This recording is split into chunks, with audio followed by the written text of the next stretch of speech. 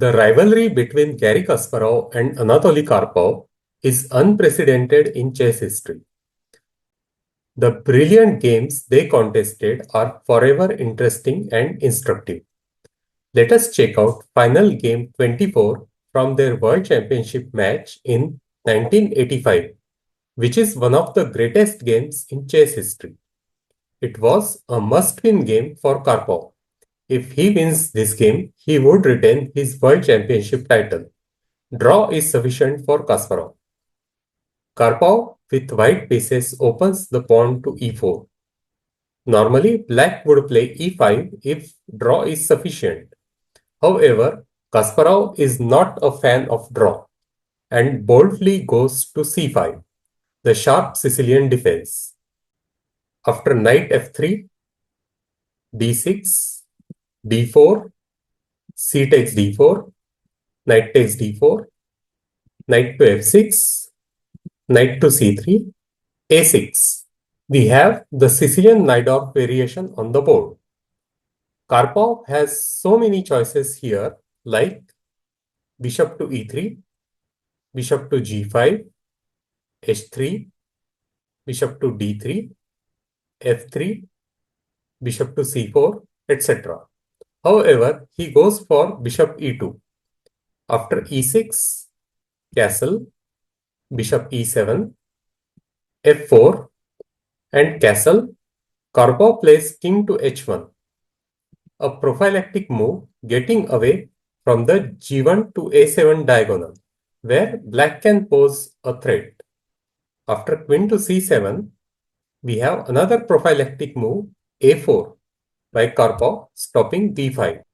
Both sides continue their development with knight to c6, bishop to e3, rook to e8, bishop f3, rook b8, queen to d2, and bishop to d7. Karpov retreats knight to b3. Garry plays b6 to stop a5 by Karpov, which would have given him control of the d6 square, a nice outpost for his bishop or knight. Karpov goes g4, preparing g5 and kingside attack. Garry goes bishop c8, creating a retreating square for his knight. After g5, knight to d7, we have win f2 by Karpov, creating win bishop battery and also preparing the kingside attack. Garry plays bishop to f8. Although his position looks passive, like a predator, he is taking one step back to pounce back later. After bishop to g2, Garry repositions his bishop to b7 on the long diagonal staring at white king.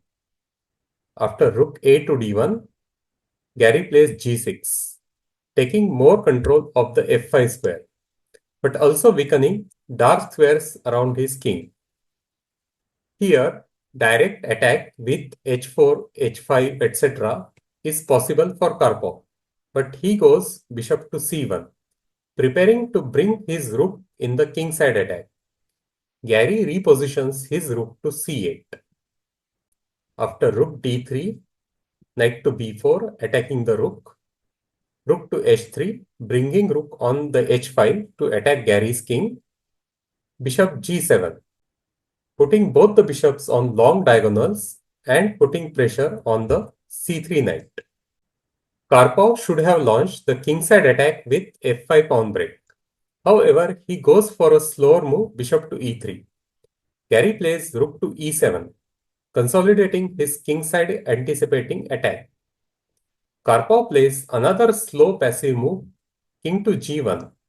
He should have played more actively with, say, bishop to d4 or queen to h4, etc. After rook e8, rook to d1, Garry says, "You had your attacking chances, buddy. Now it's my turn," and plays f5 himself.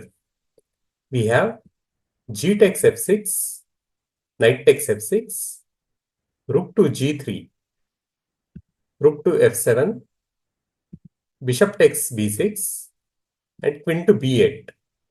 Garry sacrifices his b pawn to gain control of the open file. Karpov could have consolidated the bishop with a5, but he goes bishop to e3. Garry attacks white rook with knight to h5. After rook g4, Garry indirectly offers a draw by repetition with knight to f6. As it's a must-win for Karpov, he avoids repetition with rook to h4.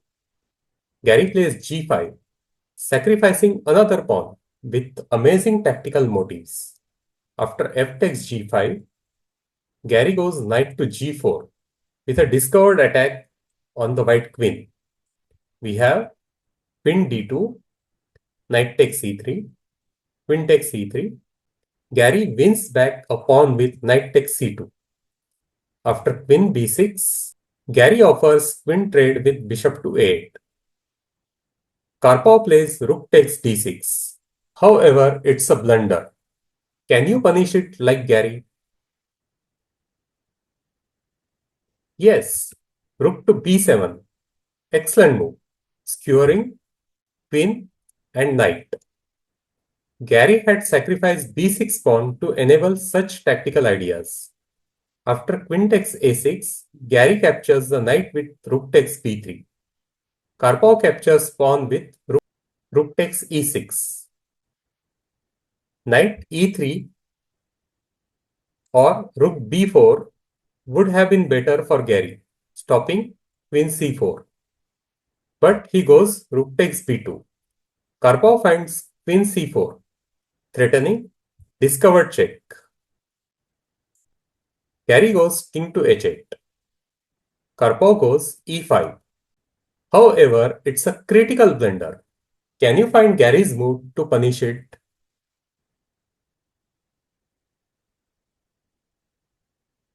It is queen a7 check. Brilliant move. After king h1, bishop takes g2 check, king takes g2. Here, both knight d4 and knight e3 with discovered check are completely winning for Garry. He goes knight d4 check and Karpov resigns as his king will eventually get hunted down by Garry. With this fantastic victory, Garry Kasparov earned his first World Championship title at the age of 22. He successfully defended it till 2000 and remained world number 1 till 2005. Hope you enjoyed this game. Please click subscribe button to watch more such exciting instructive games. Bye and take care.